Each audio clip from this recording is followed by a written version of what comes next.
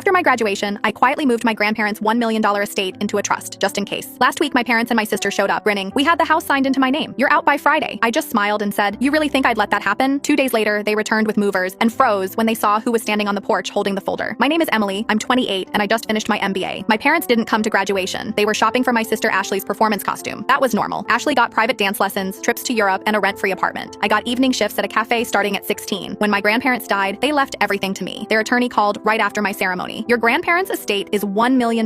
They want you to have full control. I wasn't shocked about the money. I was shocked they trusted me that much. My grandparents were the only ones who saw me. I spent weekends at their home, helping with the garden, listening to their old stories. In their final years, I handled their appointments, banking, and bills. My parents and Ashley only showed up for holiday photos. The moment I left that attorney's office, I knew what would happen. My family has a history of borrowing money that never gets returned. My aunt gave them cash for my dad's store. 6 months later, the money was gone. I called a friend from law school who introduced me to an estate attorney. Put everything into an irrevocable trust immediately, he said. Over 3 weeks, we worked to secure it all. We transferred the property title to an LLC owned by the trust. All utilities went into the company's name. Bank accounts were moved to a new trust account with two-factor authentication. On public records, there was zero connection between me and the house. I told no one. When my parents asked about the house, I said I was still busy with work. When Ashley texted about selling and splitting the money for her nail salon, I replied, no. I let them believe I'd done nothing, that I was still the compliant daughter who always gave in. Then came last Tuesday. I was sweeping leaves when a black SUV pulled up. Ashley jumped out. Hey sis, this house is in my name now. Mom and dad want you out by Friday so I can renovate and sell. My father handed me papers with a blue stamped seal. We had the house signed into my name. You already have a place to live, right? I looked at their forged documents, fake notary seal, shaky signatures. I just smiled. You really think I'd let that happen? Ashley's grin faltered. What do you mean? I leaned my broom against the porch. I've heard you. Now leave. They left, but Ashley shot back. We'll be back Friday with movers. This is happening. That afternoon, I texted my attorney. They came exactly as expected. Prepare for the next step. 2 days later, they returned with a moving truck. Ashley was on her phone, ready to document her victory. But when they reached the walkway, they froze. Standing beside me was a representative from the county property records office, holding a thick file with red seals. He showed his ID. Am I speaking with the Carter family? My father nodded. Yes, what is this about? I'm here to inform you of the legal status of this property. This house was placed into an irrevocable trust last year, with Miss Emily Carter as sole trustee. Any transfer attempted after that date is legally void and constitutes fraud. Ashley's smile vanished. My father stepped forward. Fraud? We just corrected an error. Any correction made without legal authorization from the trustee is null and void. You used an out-of-state service with a notary seal not licensed in this state. These factors are sufficient to trigger a criminal investigation. The movers backed toward their truck. Ashley swallowed hard. You're really going to do this to us? After everything mom and dad gave you? I met her gaze. They gave me nothing. Grandma and grandpa did, and you just tried to steal it with forged documents. He handed my father a formal warning. If you return here with further intent to take possession, we will contact the police and district attorney's office. They left in silence. 3 days later, I sent the fraud evidence to Ashley's real estate firm. Within 48 hours, she was terminated and reported to the state licensing board. The county filed criminal charges. A week later, I received a letter from my mother's attorney. Mrs. Carter withdraws all legal claims and requests no future contact with Miss Emily Carter. I kept the house. I kept my peace. And I kept my promise to my grandparents.